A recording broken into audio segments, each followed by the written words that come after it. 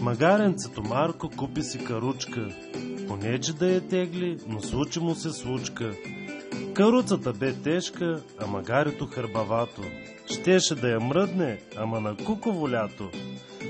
Седна малко да помисли как да се справи и реши с фитнес тренировки мускули да направи.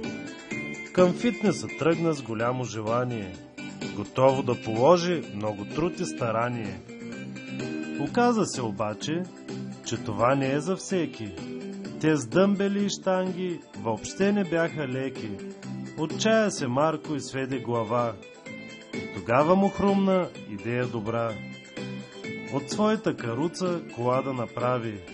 Прибра се в къщи и запретна ръкави. Сложи двигател, педали, волан. Всичко направи с мерак голям. И своят шедьовър пред гаража изкара и гордо по пътя колата подкара. Всеки, който го зърна, бе много впечатлен, а умното магаре прочу се в този ден. След време колата направи такси, с него за прехрана изкарваше пари. Тъс история си има и поука, щом с мускули не става нещо, а къл се иска тука.